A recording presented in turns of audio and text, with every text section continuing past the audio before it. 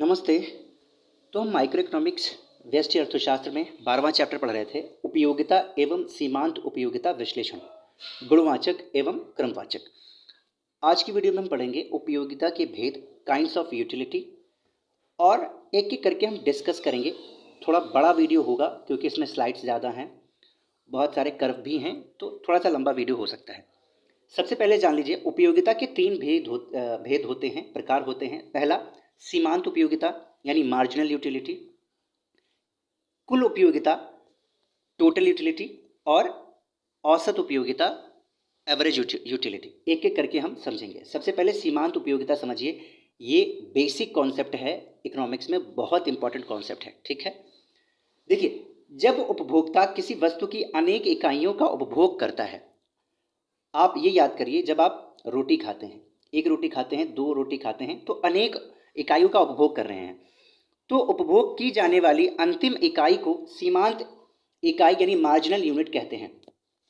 मान लीजिए आप 4 रोटियां खाते हैं, तो पहली खाया, दूसरी खाया, तीसरी खाया, और ये जो लास्ट वाली चौथी खाया, इसके बाद नहीं खाया।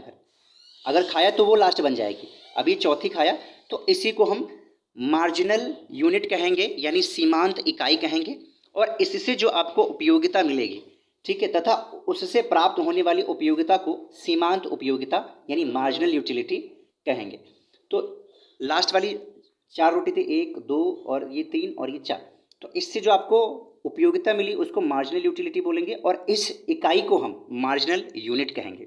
ये बात आपके समझ में आ गई। एक एग्जाम्पल लेके देखते हैं। सेब की एक इकाई की उपयोगिता मान लीजिए 40 यूटिल है। आपने एक सेब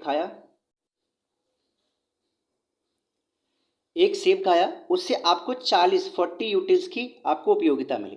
यदि दूसरी इकाई के उपभोग से आपको मान लीजिए 60 टोटल मिलती है, एक दूसरा भी आपने खाया, ठीक है, तो इसको मिला करके जो दूसरी वाली खाया, इसको टोटल मिला करके 60 मिली। तो मुझे बताइए दूसरे वाले से कितने मिली?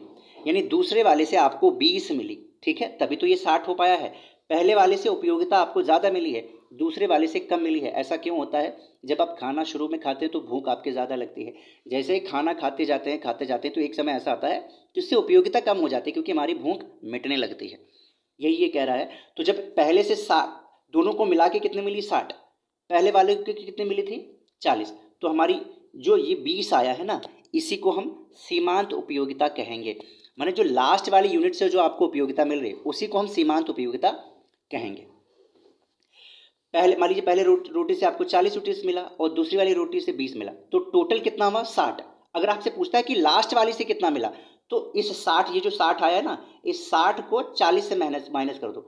तो 60 में से 40 माइनस कर दिया तो 20 आया। तो 20 यही आपकी सीमांत उपयोगिता हो गई।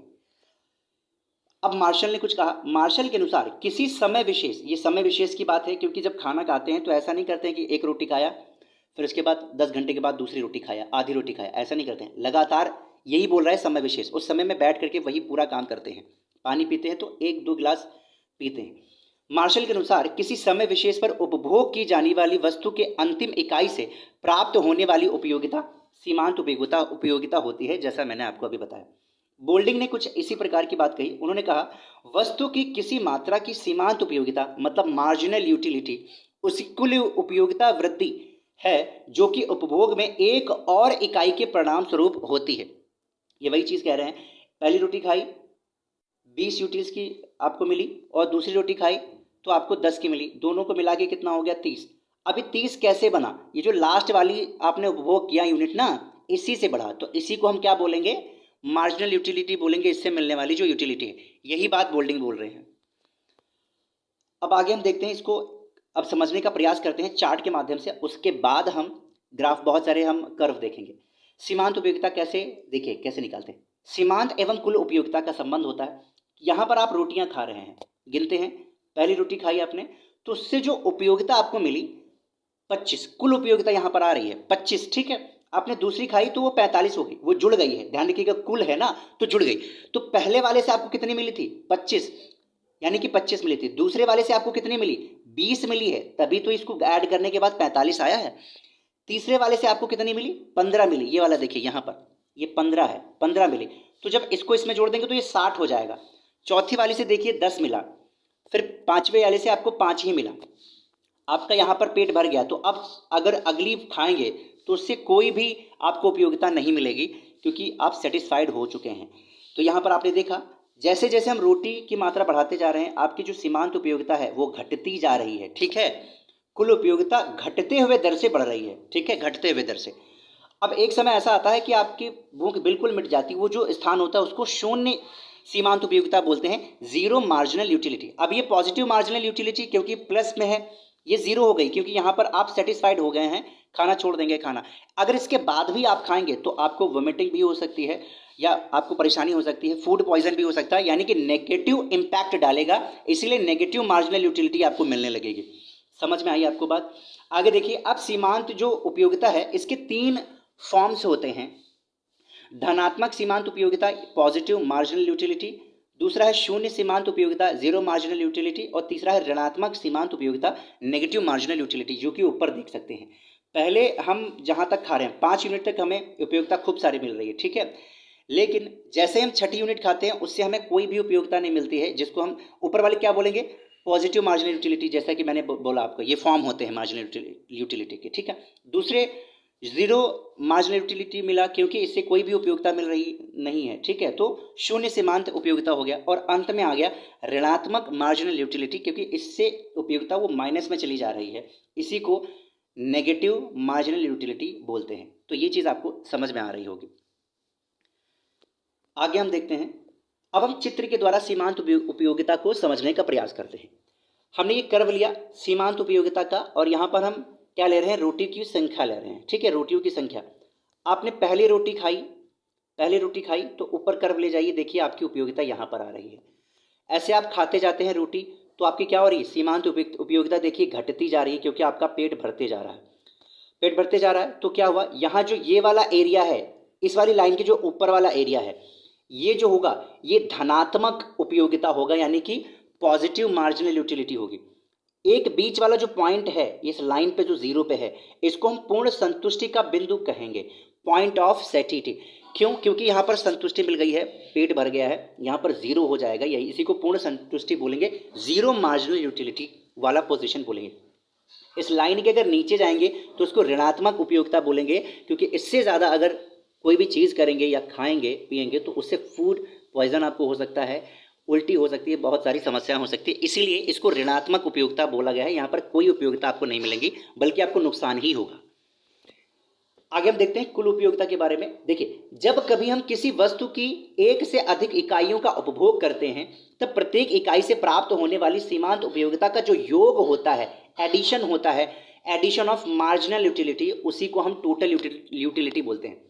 सिंपल सा लॉजिक है, पहली आपने रोटी खाई उससे 20 मिली, दूसरी रोटी खाई उससे 10 मिली, तीसरी रोटी खाई उससे 3 मिली, तो मुझे बताइए टोटल कितना हो गया, 20, 10, 30 और 30 और 3 33, तो ये 33 यूटिल्स आपको यूटिलिटी मिली, इसी को टोटल बोलते हैं। टोटल में कोई दिक्कत नहीं होनी चाहिए।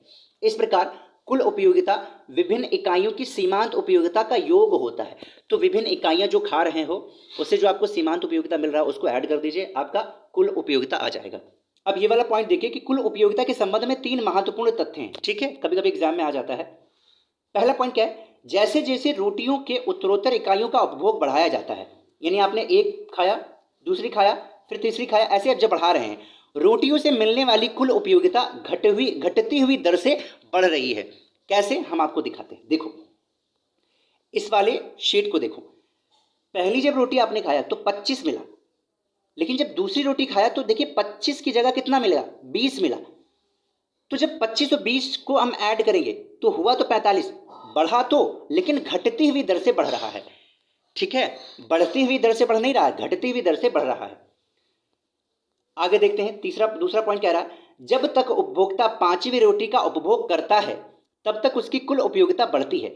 छठी रोटी के कुल उपयोगिता 5वीं रोटी की कुल उपयोगिता के बराबर है, ठीक है। अब छठी रोटी क्या हुआ, उसकी जो कुल उपयोगिता है 5वीं रोटी की कुल उपयोगिता के बराबर है। स्पष्ट है कि अब कुल उपयोगिता का बढ़ना समाप्त हो गया है, यानी कि अब कुल उपयोगिता नहीं बढ़ेगी।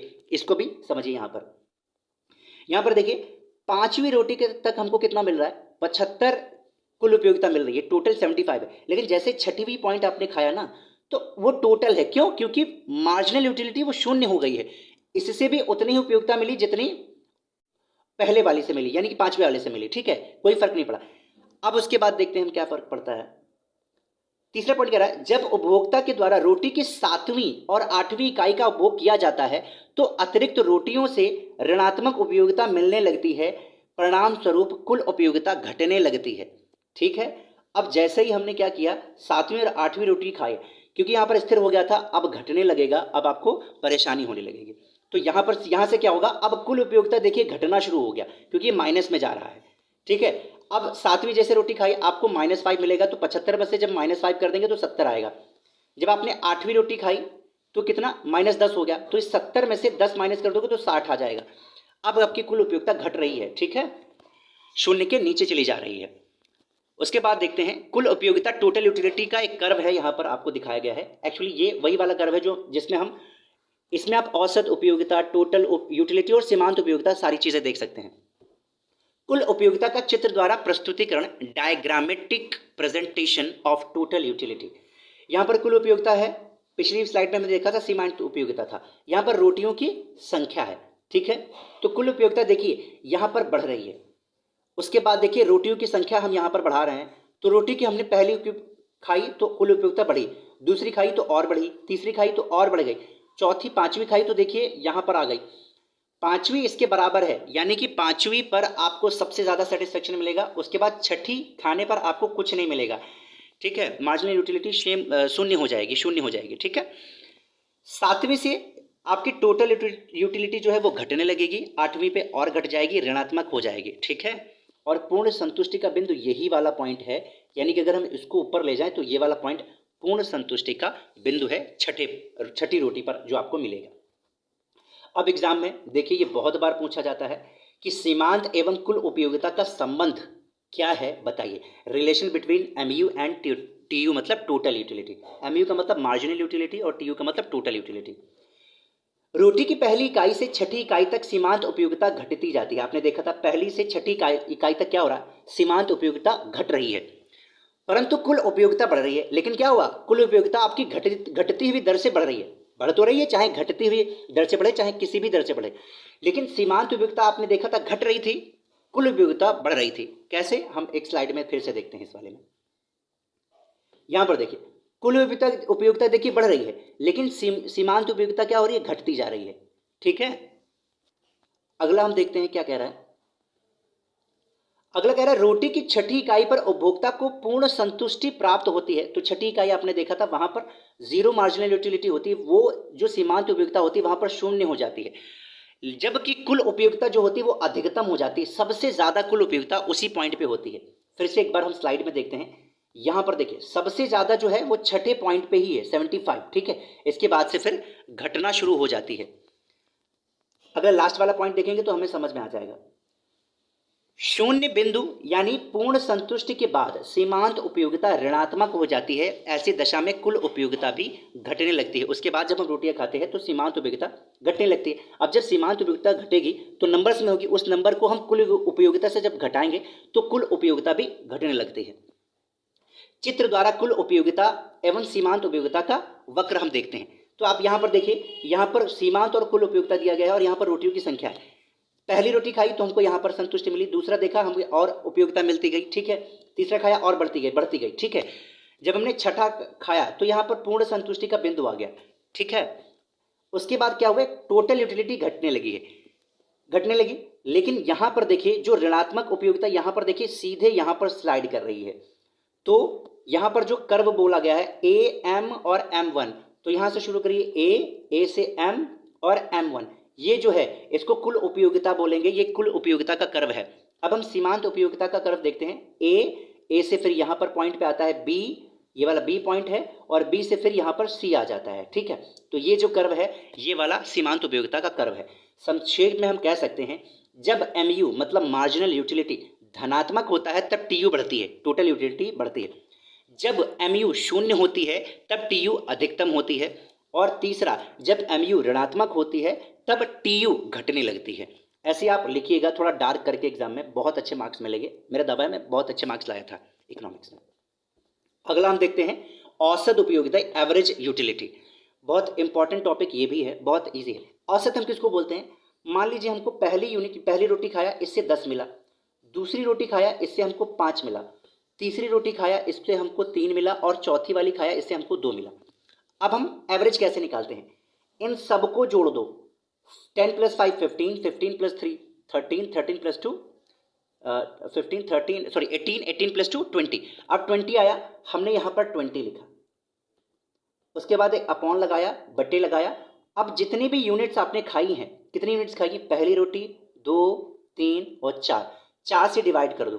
अब हम इसको साफ साफ लिखते हैं 20/4, 4 से डिवाइड करो, 4 5 आर 5, 4 5 आर 20। ठीक है, तो ये 5 ही आपका क्या आया है? ये औसत आया है। ऐसे औसत निकालते हैं। ठीक इसी प्रकार से हम इसमें भी उपयोगिता में भी औसत निकालते हैं। किसी वस्तु की विभिन्न इकाइयों की उपभोग से प्राप्त कुल उपयोगिता में उपभोग की गई इकाइयों की कुल संख्या का भाग देने पर जो भागफल प्राप्त होता है वह औसत उपयोगिता यानी एवरेज यूटिलिटी होता है। देखिए कैसे, AU बराबर कुल उपयोगिता यानी TU अपॉन उपभोग की गई इकाइयों की संख्या यानी टोटल नंबर ऑफ यूनिट्स। अभी हमने आपको जो बताया था 4 रोटियां हैं, जो उपयोगिता मिल रही थी 5 है, यहाँ पर सॉरी इससे 10 मिली है हमें, इससे हमें 10 मिली है, इससे 5 मिली है, इससे 3 मिली है और इससे 2 मिली है। इनको ऐड कर दिया था तो 20 आया था। कितनी यूनिट्स हैं उससे डिवाइड कर दो 4, तो हमारा 5 आ गया। ये कह रहा है, ये फॉर्मूला याद कर लेना, इंपॉर्टेंट है। उदाहरण के लिए उपभोक्ता के द्वारा 10 रोटियों का उपभोग किया जाता है, तो 10 रोटियां खा रहा है, ठीक, उपभोग किया जा रहा है। उससे जो कुल उपयोगिता उसको कितने मिली है? 100, तो हम यहाँ पर 100 लिखते हैं। उपभोग कितनी किया? 10 किया, तो 10 से भाग दे देंगे, तो जब 10 से भाग देंगे तो यहाँ पर 10 आ जाएगा। यही 10 आपकी क्या हो जाएगी? एवरेज यूटिलिटी हो जाएगी। संक्षेप में हम कह सकते हैं कि उपभोग के बढ़ने के साथ साथ, यहाँ भरने नहीं बढ़ने के साथ साथ सीमांत उपयोगिता घटती है। सीमांत उपयोगिता के शून्य होने पर कुल उपयोगिता सबसे ज्यादा होती है और औसत उपयोगिता सीमांत उपयोगिता के शून्य होने से पहले तक बढ़ती है और उसके बाद से घटने लगती है, यही बोला जा रहा है। तो यही है, और ये वीडियो एक बहुत प्यारा सा वीडियो था। ये चैप्टर मुझे बहुत पसंद है, मैंने इसको कई बार पढ़ा है। यही बेसिक भी है, अगर ये समझ में नहीं आया तो समझ लीजिए अर्थशास्त्र बेकार है, नहीं समझ में आएगा, क्योंकि बहुत बेसिक है। इसको जब अगर आप समझ जाएंगे तो कंज्यूमर बिहेवियर को समझ जाएंगे, उपयोगिता होती क्या है, क्योंकि उपयोगिता और आवश्यकता इन्हीं पर बेस्ड होता है। ठीक है, चाहे कोई भी चीज़ हो, लॉ ऑफ डिमांड हो, कोई भी चीज़ हो, सब इसी पे बेस्ड है। ठीक है, तो इसको आपको ध्यान से पढ़ना चाहिए। बहुत मार्क्स में ये क्वेश्चन बहुत फेवरेट होता है एग्जामिनर्स का, वो ज़रूर पूछते हैं। ठीक है, अगली वीडियो में मिलते हैं। इस चैप्टर का लास्ट वीडियो होगा, उसमें हम देखेंगे सीमांत उपयोगिता की महत्व क्या है, मान्यताएं क्या है और साथ साथ उसकी आलोचनाएं क्या हैं, हम ये सब देखेंगे और उसके बाद ये चैप्टर खत्म हो जाएगा। धन्यवाद।